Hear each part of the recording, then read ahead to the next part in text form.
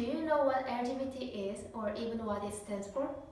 I'm sure most of you know, but I will let you know if you don't know. That is short for lesbian, gay, bisexual, and transgender. You maybe feel familiar with them or feel a little far away, but they are no more. They are not abnormal. They are not pathological. They are no more people like anyone else in this room. So today, I am going to talk about their rights and why we need to take them more seriously. Are you going to get married in the future? Maybe some of you can say yes, and some of you will say no. Assuming you're heterosexual, you can decide whether to marry or not. But for homosexual, it is not an easy task, because many countries, except for a few, have not yet legalized same-sex marriage.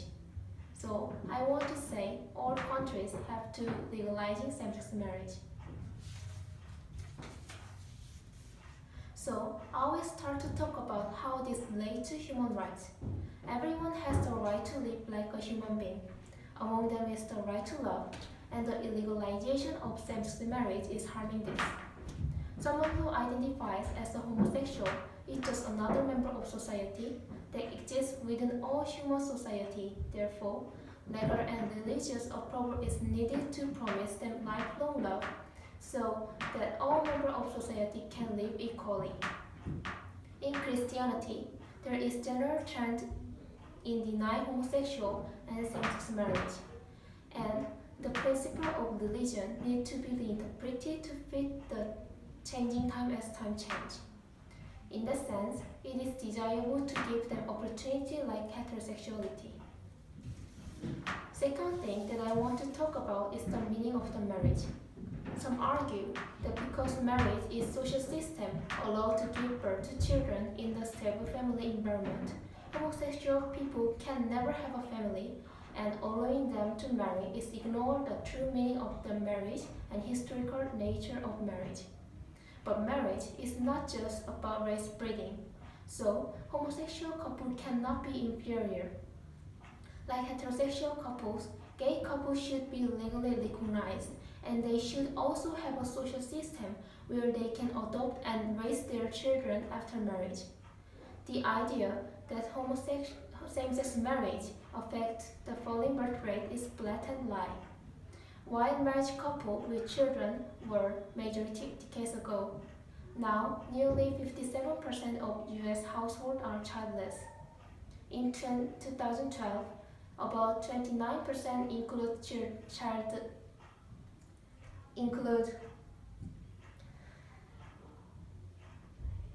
childless married couple, and nearly 28% include people living alone.